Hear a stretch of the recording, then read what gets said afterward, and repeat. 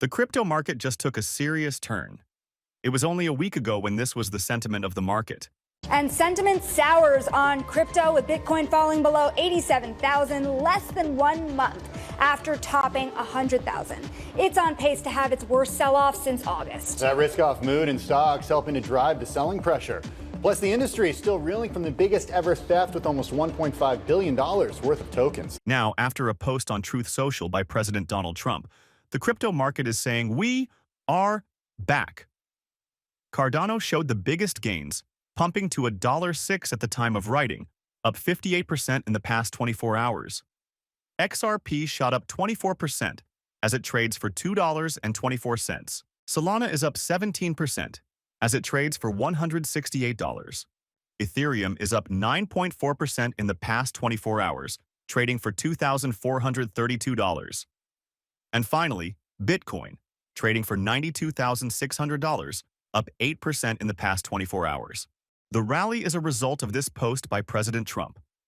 The U.S. crypto reserve will elevate this critical industry after years of corrupt attacks by the Biden administration, which is why my executive order of digital assets directed the Presidential Working Group to move forward on a crypto strategic reserve that includes XRP, Solana, and ADA. I will make sure that the U.S. is the capital of the world. We are making America great again. President Trump followed up with a second post, as he quickly realized that his initial post didn't include the two leaders in the space, Bitcoin and Ethereum. President Trump stated, and, obviously, Bitcoin and Ethereum, as other valuable cryptocurrencies, will be at the heart of the reserve.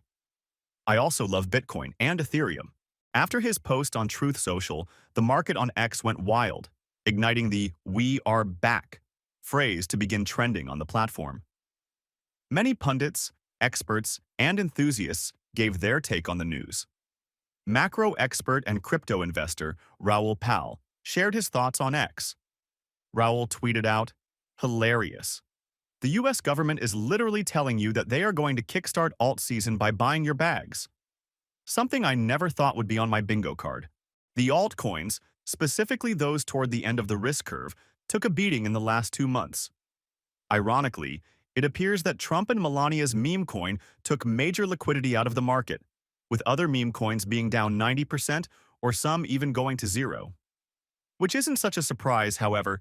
It had many questioning whether or not Trump's meme coin was the height of the market and if we are entering a bear market. Raoul has been saying, don't F this up, not to get too far off the risk curve and to hold because the alt season is coming. Raoul followed up with a tweet.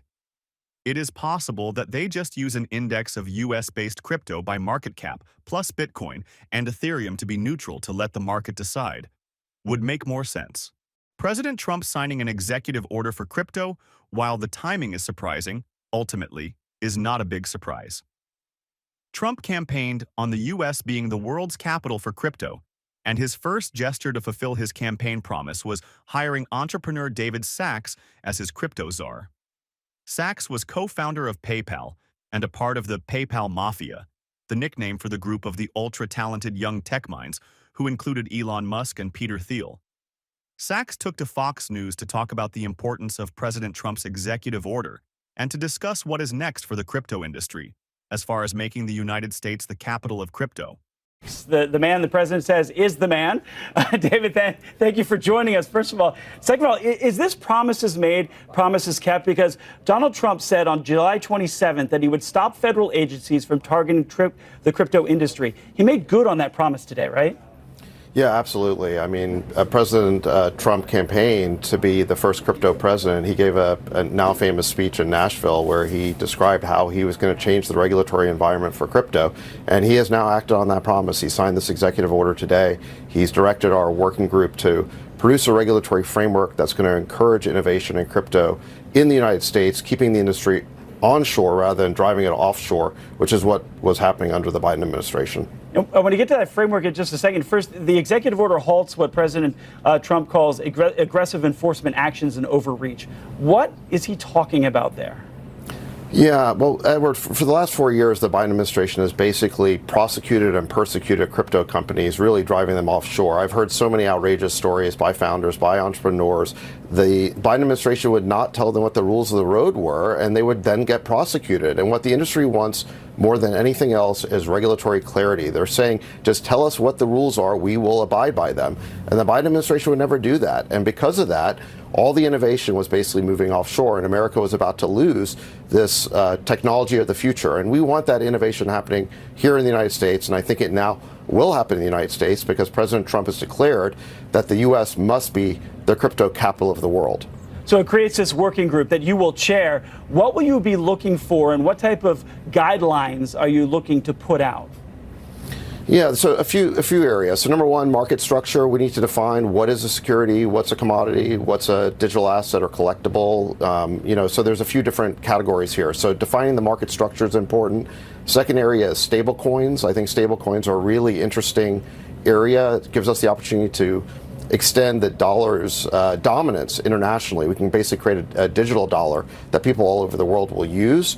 And then the third area that we're going to look at is we're evaluating this national stockpile for digital assets.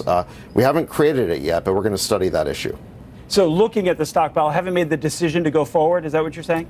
That's correct. Yeah, we're going to evaluate that. We have not decided to do it yet. But we need to study that. Is crypto an asset or a currency then? Well, when you're talking about digital assets, it can be multiple things. I mean, you've got digital assets that are securities, you've got digital assets that are commodities, you've got digital assets that are collectibles like NFTs or meme coins.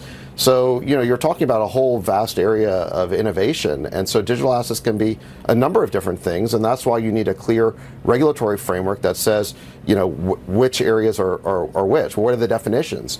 And that's what founders need. Founders just need clarity around those definitions. They need to know what the rules of the road are so that they can abide by those rules and be confident that if they succeed in the United States, they're not going to get arbitrarily prosecuted.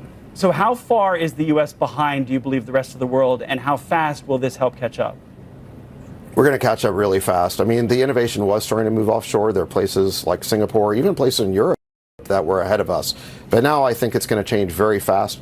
Really, if you look at Silicon Valley and the technology industry in general, the U.S. leads in virtually every category, and crypto is one of the few exceptions. And I think that's going to be very, very quickly rectified because of President Trump's executive order today. What do you think of President Trump's executive order? Do you think this is the beginning of alt season? Leave a comment. If you found value in the content, hit the like button, as that greatly helps the channel find similar viewers like you. If you're new to the channel, hit the subscribe button to stay up to date on the current news on economic trends and cryptocurrency. Thanks for watching, and we'll see you on the next one. SIM swap fraud is sweeping the globe, and your mobile security is at risk. Switch to Ifani and lock out SIM swap fraud and get the most elite mobile protection in the world. Ifani guarantees 100% protection from SIM swaps backed by a $5 million insurance policy. Stay secure with reliable coverage, free international roaming, and unlimited data. Thanks for watching. Help support this channel and receive exclusive offers from one of our partners located in the description. We'll see you on the next one.